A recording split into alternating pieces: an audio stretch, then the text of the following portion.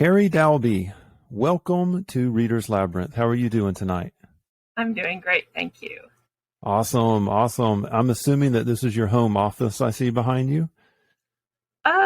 Sort of. It's the edge of it. That's my little, I call it my Zen corner, and it's covered with setting photographs, maps, and artwork of different settings from my historical fiction. That is awesome. I love that. What are some of the pictures on the wall I see? Just out of curiosity on it. The one above my head is Mobile Bay. Okay. And the coastline and the bayway there. And then there's the old, see if I can do this. I think it's the one over my shoulder here is the historic courthouse, which is no longer standing in downtown Mobile. But that was the courthouse during my story settings. And then there's a couple of houses, and the cathedral portico is over the plant there. Okay. All right. And there's a lot of scenes on the portico of the cathedral in my stories. I majored in history when I was an undergrad, so history has a special place in my heart. It really, really does. And what I would like to do for our viewers is hold up a copy of the book that I bought. I'm holding it up for you. Got it right here. As you guys can see, I'm only on page 20 right here. But it's really good. It's called The Possession Chronicles, Book 1, Perilous Confessions. I'm really liking it. It has kind of a gothy horror vibe to it. Am I headed in the right direction in that description? Yes. The first book is more Southern Gothic, and it's not until books 2 and 3 that you get more into the Gothic horror of the storyline. But it's definitely Southern Gothic throughout, and kind of dark fiction, broody, lots of the some of the hallmarks of that would be things that are grotesque, the difference between the decadence and elegance and decay, different things like that. So you get an uneasy feeling, especially when the characters aren't making good choices. But it all circles back, and there is the Southern Gothic vibe throughout the whole series. Really love that. And what, in your own words, how would you define Southern Gothic, and how is that different from, I guess, genre Gothic? Well, with Southern Gothic, it has to be set in the southeast of the United States, and the setting, as in most Gothics, is a character. And a lot of the old classic Gothics, like it's the house or the castle, the manor. But the South has its own culture and societal regulations. And when you're going historical, then you've got, I write, set in the 1890s to the 1920s. So it's post-antebellum, but you have the Jim Crow, you have that division of class, not just between black and white, but also the working class, the upper class, the Gilded Age drama type of things going on. But set in the South is the hallmark for Southern Gothic, and you have to write a story that could not be told anywhere else. So if I couldn't have set this in New York City or Boston or Los Angeles, because the culture of the South, Mardi Gras, and all of that plays into the storyline.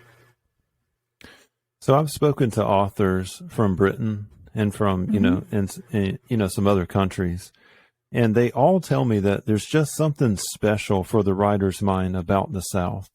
And me, I live in South Carolina. I've lived, in the South my whole life, and there is something different about it. The air itself is different. I've traveled, to Ohio.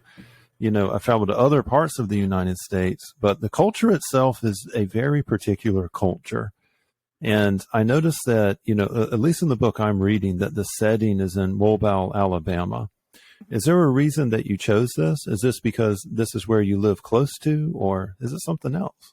I don't know if you do live close there, but I live in Mobile. I've lived here for since 1996. But I grew up in California. But my family was here. So when we would come here once a year, usually in the summer during summer break, or a few times in Christmas break. So I grew up coming here at least once a year, and the summer in the South, that oppressive humidity. It is awful. Right. It is awful. So I grew up with, and like back in the 80s, like, where my cousins lived outside of the city, like they didn't even have cable back then. Like, what, you don't have MTV or Disney Channel? Like, it felt like it was like a decade behind California. Now everything is more equalized, with the internet and everything like that. And but back then, there was just this culture shock that helped me see the past easier than living in California, because it seemed like it was more in tune with the past here, in good and bad ways. So the really deep question is, where were you born? Were you born in California, or were you born in Alabama? I was born in San Diego, California. In San Diego. Okay. So I guess you're a Southerner. I mean, especially if your family came from here, right? Yeah. That's right. That's pretty funny. So what is it about the past? It feels like, because I don't know if it's the geography, if it's the climate, if it's the economy in the South, but it seems like the South is more real here. I mean, you can find an old bridge that's 200 years old. If you go to Columbia, the capital of the state of South Carolina, they have the old waterworks, which was around in like 1870. And you can still go visit the towers, the turbines that would turn in the Saluda River. I mean, a lot of really, really neat stuff is kind of laying out there.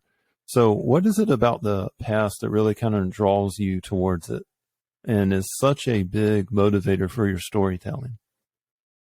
Well, when I'm reading or watching TV, I want an escape. And I do enjoy fantasy and other genres, but to me, I'm drawn to historical because you get that escape from your modern problems, but you get an education also, if it's done well, if it's historically accurate. Oh yeah, for sure. And so I use a lot of world building techniques when I write. I'm setting it in the actual historic mobile. I spend hours at the local history library. I look at old maps. I go through microfiche for the newspapers for the time period that I'm writing about. Like with Perilous Confessions, I went through the microfilm for the newspaper because it covers like 2 months, the storyline. And I went through every day of the newspaper. I wrote down the high and low temperature, because if you're writing in the summer, it's going to be hot and humid, and there's going to be probably a good chance of an afternoon thunderstorm. But in the winter, even today, it's very erratic. You'll be in the 70s, and then the next day you'll be in the 30s. And so, like on the cover photo of the Perilous Confessions is Lucy, the point of view character, in a red cloak. She wears her grandmother's cloak a lot. And so I wanted to make sure that she would have worn the cloak that day when she went out of the house. And so I'm like, okay, what's the temperature? So that's like this sort of things I geek out about is research like that. And anything that I've taken liberties with, I do make a note of in the author's note for any liberties that I took. But I do try to keep it historically accurate, but then also play into things that people today, if they come to Mobile, that they would notice. That is totally awesome. I mean, what I just heard is a buttload of primary research. I really, really love that. That just, that tickles the historian heart in me. I mean, I really, really like it. And I had no clue that you were so detailed down to the weather. Yes. But then again, if we look at the historical record, and I know when I was writing my papers in college, very familiar with the microfilm, very, very familiar with that. And, it's so cool that those records are still available to us. Yes. And they were, I mean, even the barometric pressures were taken as early as like the 1850s, and we have records that go way back to that in South Carolina, and tracking the intensity of earthquakes. I mean, it's really, really cool, and like how how folks dealt with it. And for any of our listeners out here, to describe the summer in the South, I mean, it's a very particular thing. For one thing, the humidity is terrible. Like, I mean, if you have a book, the pages will sometimes stick together. I mean, the humidity is just so brutal. And I can remember in school, whenever it was May, the May sun's coming out, and an evening thunderstorm as well, and the humidity just steaming up our windows, and the teachers I mean, you would try and write, and your pencil would break through the paper. I mean, the humidity was just awful. So just a really, really fun environment. That was awesome. But yeah, so the past is still alive in a lot of ways, and I can definitely see it in what little of the writing that I've encountered. So it seems to me like you've always had a passion for history, and a passion that led you to do some hardcore primary research, which is really, really cool. How did you and when did you discover that writing is a passion for you as well? Have you always been a creative person, or are there other pursuits that you've done? I've always been creative. I used to draw a lot, but when I was 14 is when I decided I wanted to write, and that's when I stopped doing my fashion designs and and focused on writing. And I subscribed to Writer's Digest and just deep dove into writing. When I was in high school, I wrote a manuscript a year, like 250 pages. I do that on the evenings and weekends. Like, I'm an introvert, so I didn't go out much. So I tell people, how did you do it? Like, I don't go out. But so that's when I really dove into writing, was when I was 14. And when I was in my 20s, I realized most of my favorite books were historical. And if they weren't historical, they were written in a time period that is now considered historical, that they were contemporary at the time. So that's when I focused on going to the past. And I wasn't big on history in school. Textbooks just didn't do it for me, and I'm slightly dyslexic, and I can never get the dates correct. But it's through historical fiction that the past came alive. And so that's what I try to do in my writing. And those are my favorite books to read, are the ones that are historical, that you just kind of fall into the pages. And based on their research from the authors and everything, that it's educational, but it's still just a great adventure. What I love about historical fiction, and especially good historical fiction, is that it can tell the story of the past a lot better than a textbook can. Yes. Because, I mean, a textbook is going to be limited by monographs, whatever research was done in a topic area. And more importantly, what's really strange about, the subject of history itself is it can be a very personal thing that reaches out to you on like some kind of, almost a spiritual level is what it is, because you're dealing with people who are no longer alive. And as you research the historical material, you're visualizing these people. You're visualizing what they felt, what they thought, what motivated them. And for me, the study of history itself, it almost had this kind of quasi-occult dimension to it almost, where you're like, you kind of enter into another realm, and, it can really give you that escape. And what I love about historical fiction is that, the fiction will tell the story of the past a lot better than nonfiction does, because history is a story that's always unfolding, but it's about people. I mean, even if you deal with a field like the health sciences, like psychology, they really take a human being and they reduce us to a process. But the field of history is always about the people, period, in the story. I mean, you can work some politics, you can work some economics in it, strategy, war, and all this, but it comes down to individuals. And that's what makes it so alive and just so wonderful to go down these rabbit holes in. And one thing that's really, really cool about the internet age, the new media, especially with Amazon, of which you guys can go and find a copy of her book. There will be a link in the show notes description for all of the viewers, a link to her website, her Twitter handle, and her Amazon author page. But what's cool about the new media is that people like you can go and do the primary research. You know, you can write out a book and put it out there, and you never know whose hands it's going to fall into. I just think that's super, super cool. It's a really cool phenomena. So you were 14 and you discover that writing is an itch that you have to kind of scratch. So the early work that you were doing, and you said that you would do about a manuscript a year. Mm-hmm. Has any of that work from those early years survived into, anything that you've currently published, whether a scene, a character, or anything like that? They're in my file cabinet. I'm old school, and I keep a file cabinet, and I even still have the old the 3x5 little discs. They weren't floppy disks. They're after that. They're the little. Anyways, I still have those, even though I don't have a computer that runs this anymore. But none of those are published. I have, and I was all over the place because I read across multiple genres. So, like, one of my manuscripts was contemporary with a little paranormal. One was sci-fi. One was fantasy, and another one was contemporary with romance. And so, but I needed that practice. They'll never be published, especially as they are, because I never did edits on them.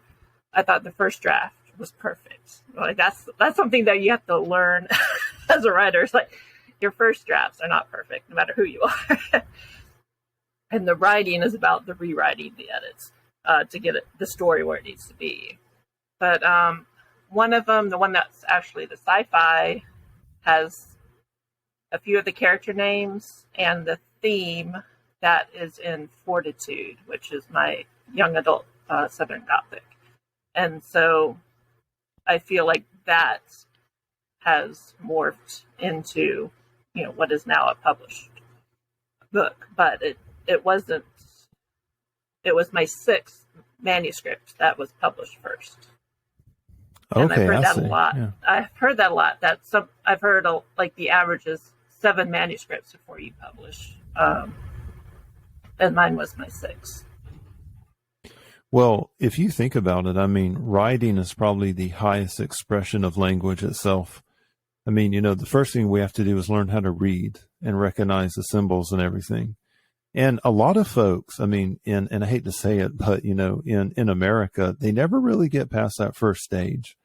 Reading is never really a habit for them, and they struggle with reading into their adult life. And if you take the percentage of those people who are avid readers, an even smaller percentage of those are going to attempt to write. And of the ones who attempt to write, they're going to give up on that first draft, the first manuscript, as you said. They're not really going to make it to 3 and 4 in an attempt to publish a book. Now, I fully realize on writing Twitter, hashtag the writing community, that it may seem like, every, Tom and Harry out there is a writer or trying to push their books. But what I've told all of my guests is, I'm like, look, if you were to take everyone that has written a book or are writing a book, you guys would be a very, very teeny tiny majority of the United States population. The vast majority, I mean, readers like me, we have you guys outnumbered probably 1,000 to 1. I mean, on a good day, on a good one. And that's probably counting the writers who have some books published, but they haven't written anything in like a decade. They just kind of walk away from it. So writing is definitely the highest attainment of the art of reading, is what it is. And one thing that I notice makes a superb writer are writers who have a good grounding in reading. So my question to you is, what kind of books did you grow up reading? What kind of fiction has inspired you to become a writer? What are your favorite books? Yeah, there we go. Well, I've always loved coming of age themes. And that's what a lot of middle grade novels are. I grew up reading things out of the Scholastic Book Club flyer, like a lot of like the Babysitter's Club when it was fresh. I had to wait for them to be released in the 80s. Babysitter's Club, Beverly Cleary, and then in middle school, I started before middle school, I also in upper elementary school I did Gothic ghost stories. Betty Wren Wright, Mary Downing Hahn were two of my favorites. And in middle school is when I discovered the historical. But one of the things I always liked about the ghost stories was, okay, you got a ghost, so they're from the past, and that was always like the historical backstory to those. But Avi, Richard Peck.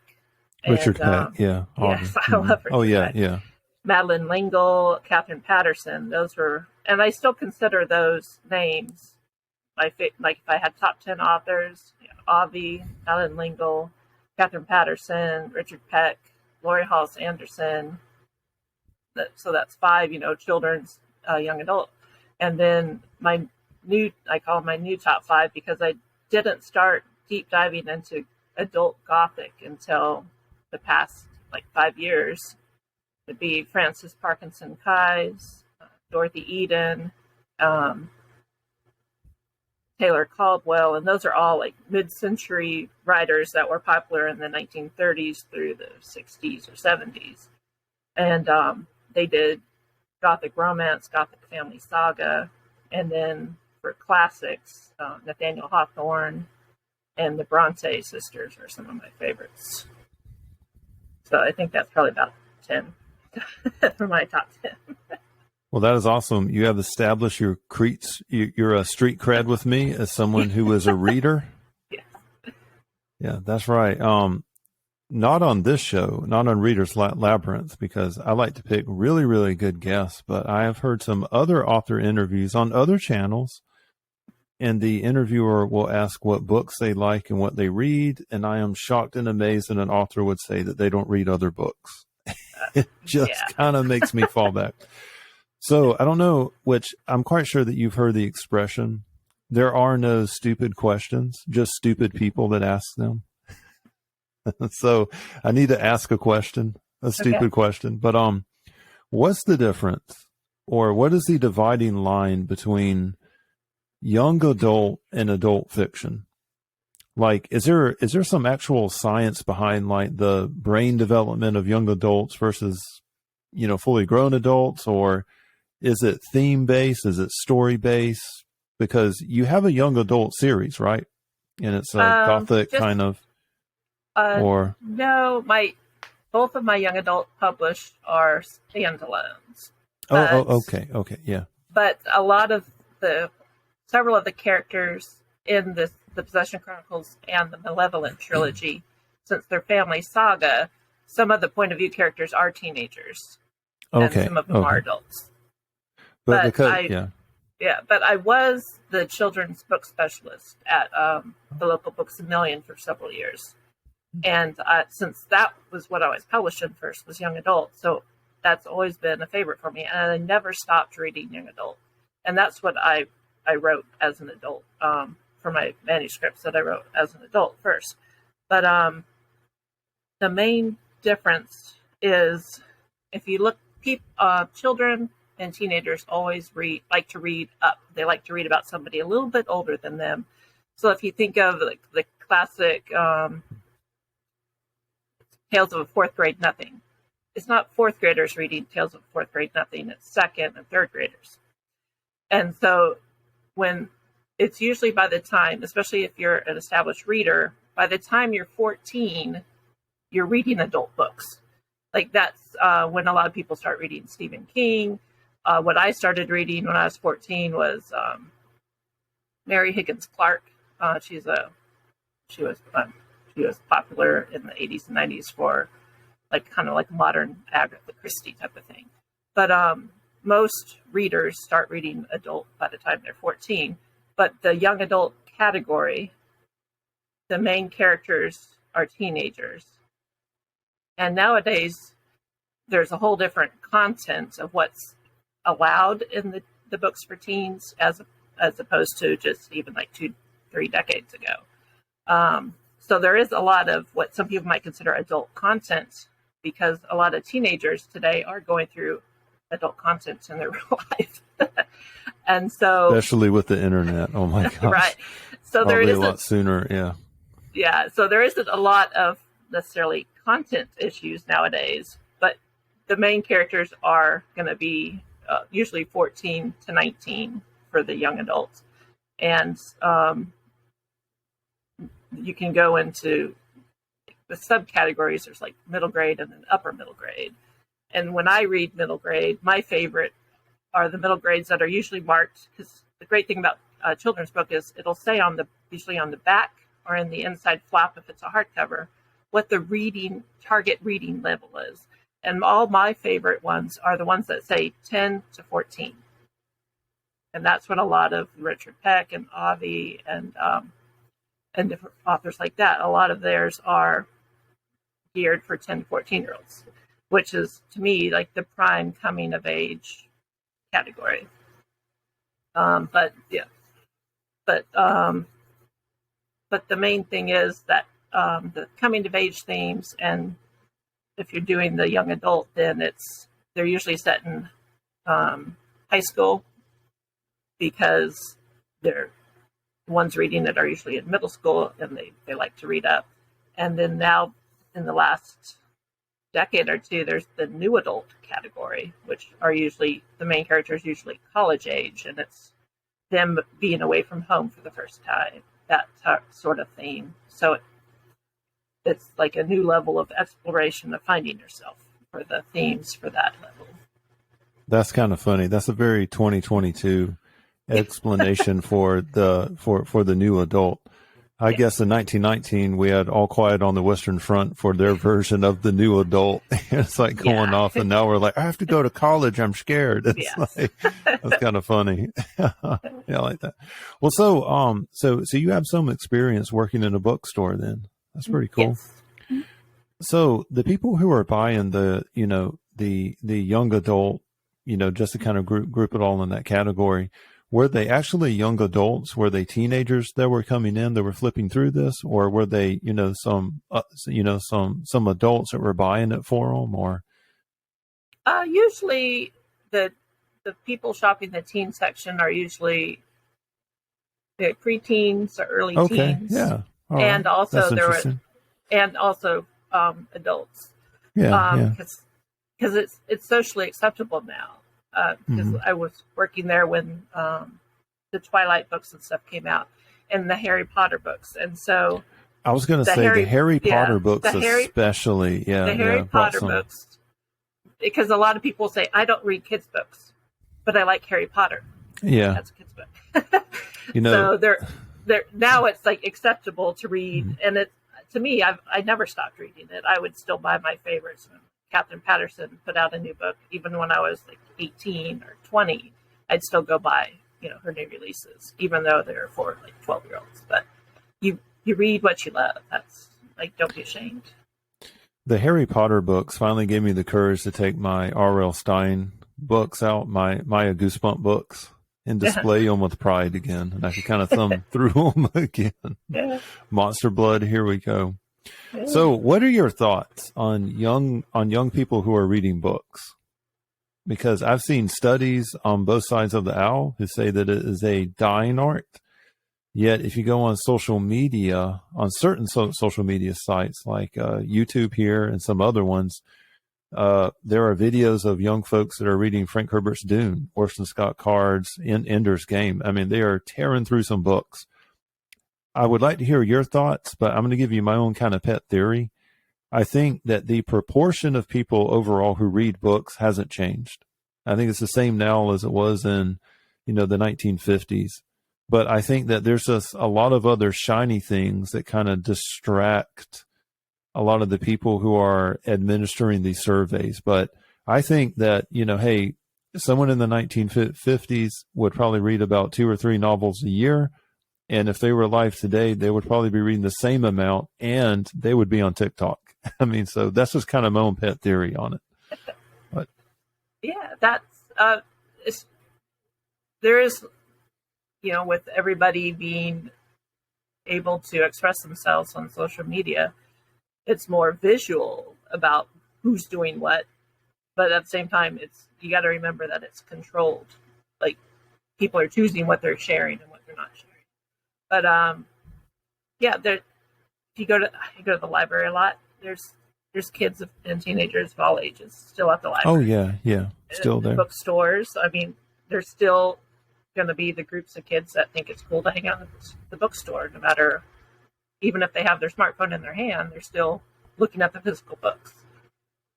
So yeah, I agree with you. It's probably similar numbers, but it's just what we're being exposed to,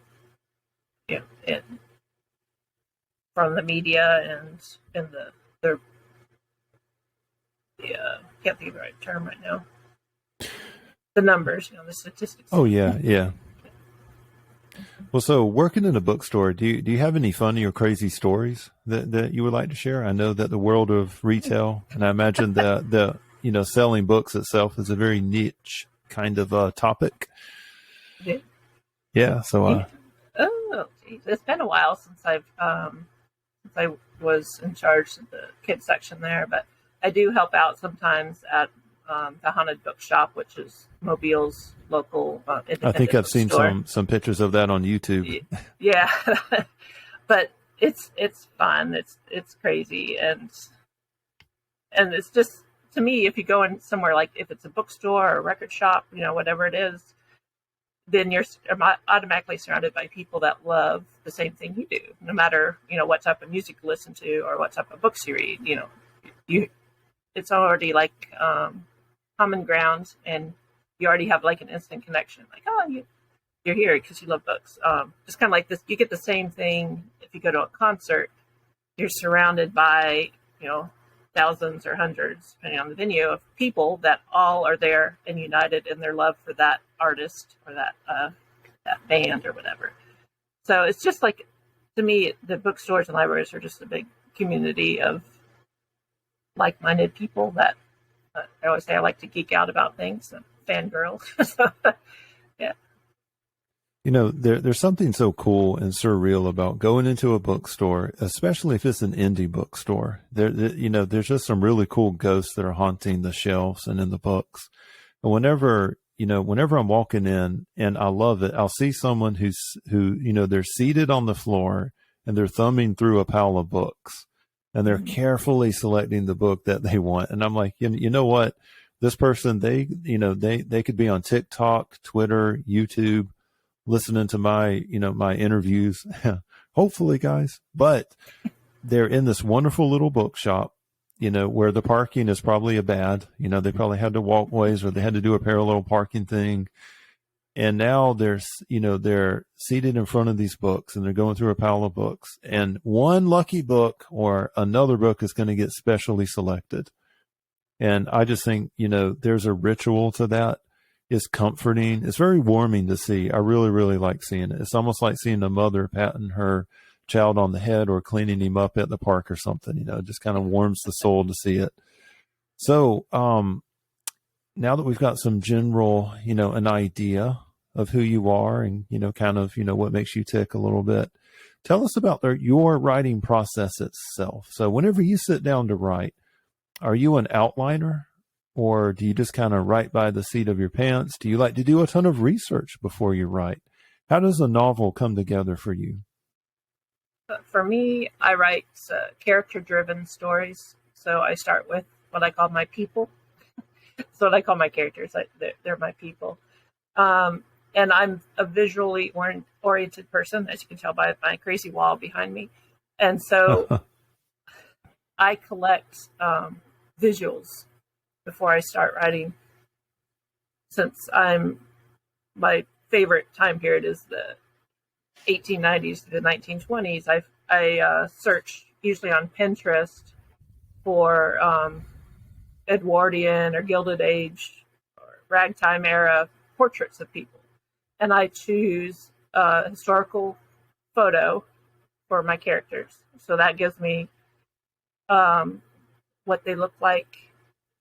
With the black and white, though, you kind of have to guess what color shade their hair is, what color their eyes, but you can usually tell if they're dark or light, the eyes and things like that. And then since I'm so visual, and if I choose somebody that's just this random portrait of somebody, I match it to a modern reference. And so I find an actor or model that looks like this person, like their doppelganger. And so I can see that person in motion. And so, like, I've matched historical people, portraits to actors like James McAvoy, Jeremy Northam. I have a thing for British actors. Romola Gari, and so I'll have the historical portrait, and then I can see these people in action. So if I watch a movie, I consider it research if one of my people is in it. That's just how I work. I like that, yeah. But so I do that. I collect for the houses they live in. So that's what's back here too. I do try to do research on once I figure out what year it is and what month it is. I go to the historical library and dig through the archives and the microfilm there. And I do a basic outline. But once I start writing, since I do character driven, and I think I know how they are, but it's usually about a third of the way through the story, the first draft, I say they jump the plot rails. Like they're like, they don't listen to what I have in mind for them. They're doing their own thing. But by then I trust them because I've gotten a couple tens of thousands of words down. And so I let the characters go with where they're going to go. And so after this has happened like 8 times, now I only outline about 5 scenes ahead. Because I know they're not. Yeah. So I know they're not going to keep to what I think they're going to do anyways. And then once I get to that point, then I make some notes for like the next 3 to 5 scenes. And then I do it chunk by chunk that way. Because otherwise I'm just tossing out, 2 pages of an outline anyways, because I didn't stick to the plan. Do you ever have any kind of anxiety whenever you're writing? Because, so I'm definitely not a writer, but I could never imagine myself sitting down to take on a project like a novel without having a chapter 1 and then this is the end outline. I would be kind of scared if I was just, trying to outline a couple scenes ahead. I'd be like, am I going to pull this thing off? Or that's what the edits are for. That's what. Okay. Okay. Yeah. I'm trying to think. Is it Neil Gaiman who said the first draft, or is it Terry Pratchett? The first draft is just you telling yourself the story. So now it's like the first draft, I can see it just kind of as the outline because it's going to change. It's not set in stone. Oh, for sure.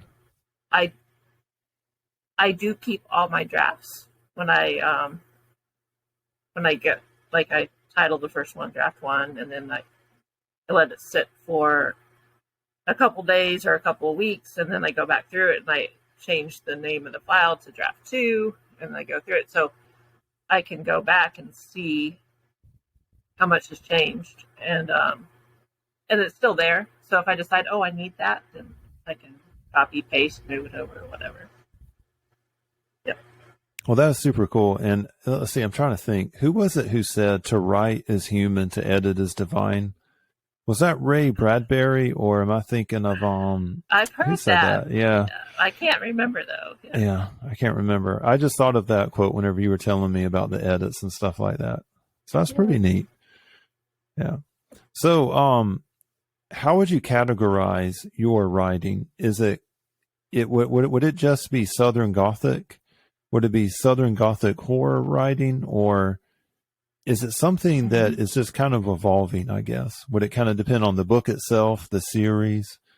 Well, all of my historicals, and 13 out of 14 of my novels are historical. All of them are Southern Gothic.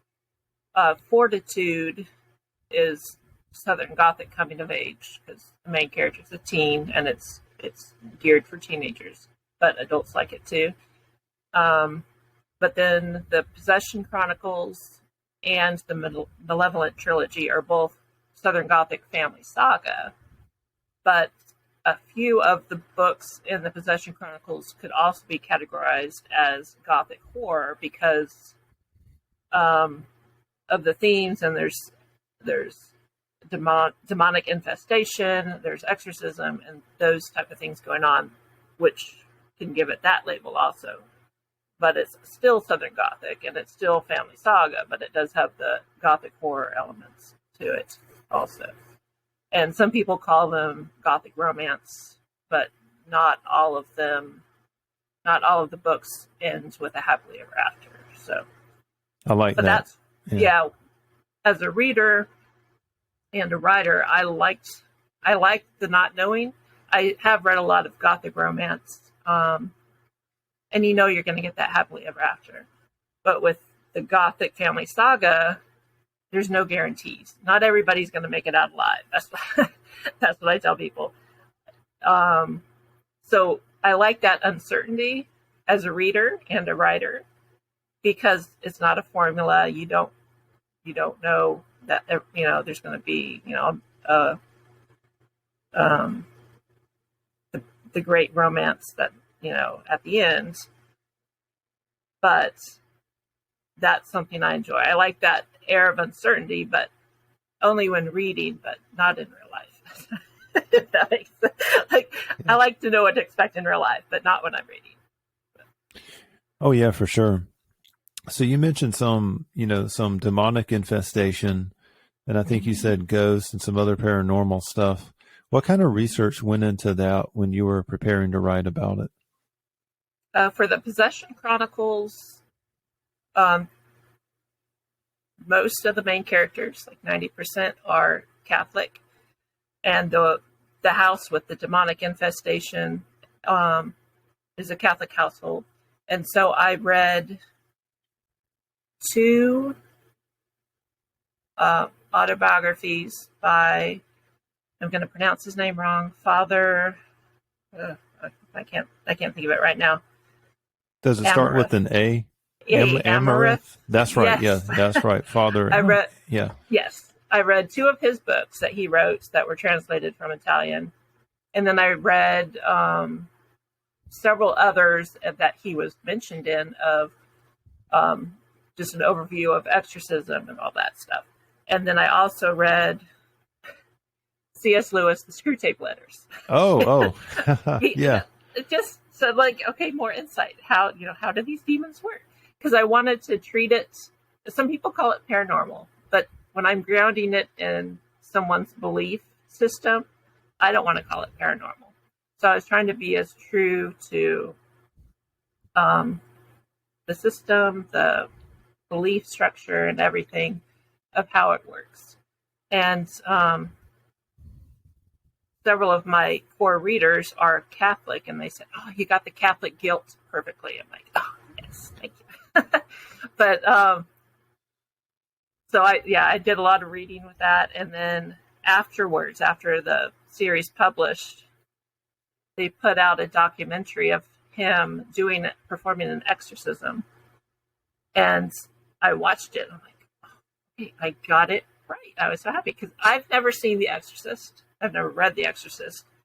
The only exorcism movie that I watched was The Rite with Anthony Hopkins, which, again, the character that's portrayed, the young priest in that, was one of the books that I read, and my research was about him or by him.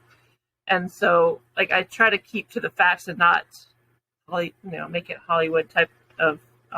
And so, some people said, "Well, you could have done more with when they're possessed." I'm like, well, I try to keep it true to life, and not every possession is that head spinning or whatever you want to explain it as.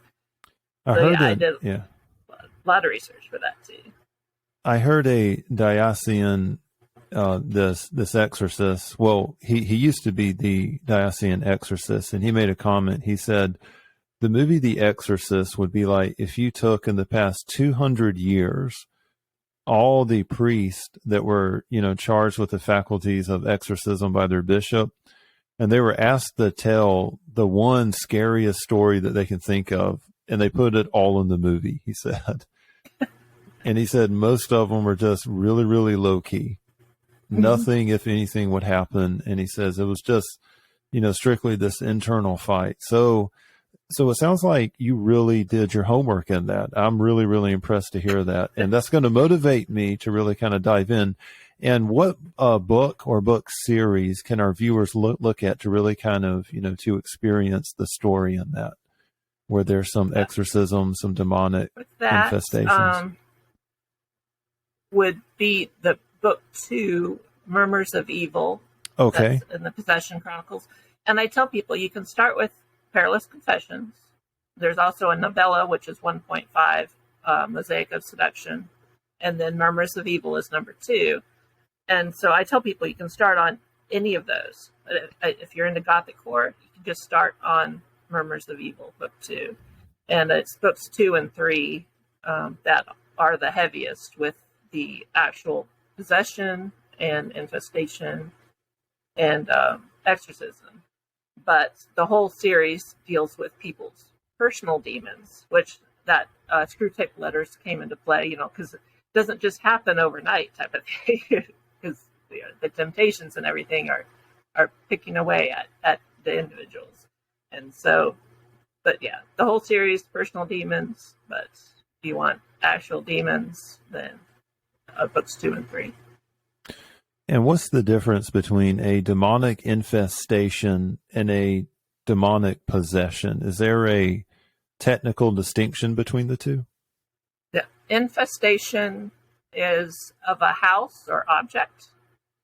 And the possession is the demon has control of the person and they have no recollection. But there's a step before that, which is sometimes my brain goes so fast and I can't think. It's oppression. You can be oppressed. And that's when the demons are working on you, but you have a memory of what you're doing. But when you're fully possessed, then you have no memory of what you're doing while you're possessed. So it's infestation for house or objects, oppression, and then possession. Well, that is awesome. I could tell that you are really up to par on your Catholic demonolatry. That's really neat. I think it was Luther who said that Catholic demonology is written for the demons, about the demons, and by the demons. He said that, so it's kind of funny. It was either Luther or Melanchthon. I can't quite remember which one of them uttered that. Well, cool. Well, then again, your love of history and your appreciation of primary resources really kind of came through on that. So my next question for you may be a bit personal, and you can just take a rain check on it. That's perfectly okay. But I need your no, I'm joking. I don't need your social security number. And I need the name of your first pet that you had in first grade, but just trust me on this. What are your thoughts on the paranormal? Do you have a worldview that you would like to share? Do you have any experiences of the paranormal? I have. I think some people are more in tune with it than others, and I believe some locations can be more active than others. But yes, I've seen. Like, do you want to know what I've seen? Or Sure. Whatever you are comfortable sharing. Sure. Yeah, I've seen orbs, and I've seen full-bodied spirits, ghosts, however you want to say it. I've felt things. I had when I was a teen, and I have heard from paranormal investigators that if there's paranormal activity going on in the house, there's usually a teen girl that lives there. Like, there's like an increase of activity around hormonal teen girls. some of my experiences were when I was a hormonal teen girl. So take that as you want. but yeah, I had in the house that we lived in for a year or two when I was in high school. I could tell I wasn't alone even when I was alone, but it wasn't malevolence. I'd feel like a hand on my shoulder sometimes or things like that. And I felt it so often I gave it a name. I named it Nuno after the guitar player in the band Extreme. So Nuno was the ghost. One can hope, right? Yeah. One can hope.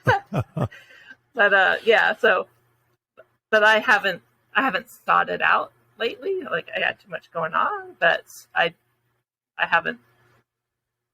Sometimes I'll feel something while I'm at a certain location or something, but I don't actively seek it. And especially after all my demon research, like I don't want to potentially invite anything over. So I'm just kind of, if it's there, it's there. If it's not, okay. And I think that's something that a lot of a lot of folks say, that if there is something that you notice, just don't pay it any attention unless you want to, unless you're just a curious cat, you want to see what's there. But I think our universe is very, very strange. And when we try and develop categories and boxes, I think they will all eventually dissolve. And if any of my listeners are familiar with me, you've heard me say it a million times, but the late, great wife of Whitley Strieber, may she rest in peace, Miss Anne Strieber, said that, in reference to humanity, we're too young to have beliefs, only questions. So I definitely listen to this stuff. But one of the things that you said kind of caught my ear about, being a teenager and experiencing this kind of weird stuff happening. I'm not sure if you saw the interview that I had with Dr. Jeff Kripal, but he wrote a book called Mutants and Mystics that came out a couple years ago. And he has a bunch of detailed primary research into this field, which he's a professor of philosophy and religious thought at Rice University in Texas, is where he's at now. As a matter of fact, I want to say that he chairs the religion department there. But he, really went in deep about, the paranormal experiences around teenagers. And he and Whitley Strieber actually co-authored a book called The Supernatural, which is 2 words in their title. And there was a chapter in there called Cracking the Cosmic Egg. And they really got into like how traumatic events act as a conduit for a lot of paranormal stuff that's happening. And if you think about just kind of going back to when you were a hormonal teenage girl, I mean, your body's being dumped with all these chemicals. Your brain is actually changing. I mean, your frontal lobe is developing more, just all this kind of crazy stuff is going on. And I don't know. It's just really, really fascinating to think about all this stuff. And, but everyone who has a creative streak, I've noticed, they all tend to be more open to talking about this. And another thing that's helping it too is now you can openly talk about UFOs now because of the UAP phenomenon, of which I believe that the term UAP is a attempt by the folks in power to control the narrative. They don't like us to use the term UFO, but I'm kind of old school. Yeah. So we can kind of talk about this stuff now, but I didn't know. Whenever you were talking, I was like, I bet she's had a paranormal experience before, or she has an interest in this. And I mean, especially being Gothic horror and the time period that you were saying, from about 1890 to 1920. Mm-hmm. Yeah. So I'm thinking about where our country was, which there is a podcast that you need to check out. I don't know if you're into podcasts, but it's called As the Money Burns. And she does a ton of just very, very impressive primary research in this podcast.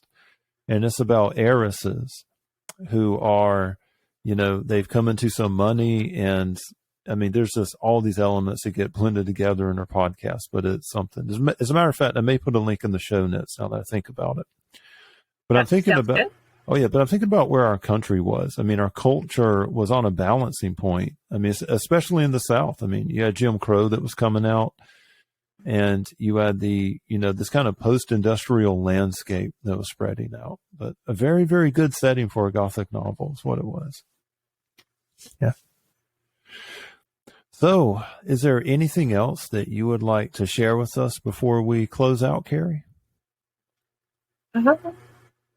Well, I'm happy to answer any questions. I'm on social media. My website has my email. I do have an active readers group on Facebook called Dalby's Darklings. Is that on your website? Sorry, there's a link to my Facebook, but the readers group you can link from my author page on Facebook. But it's basically where the diehards go.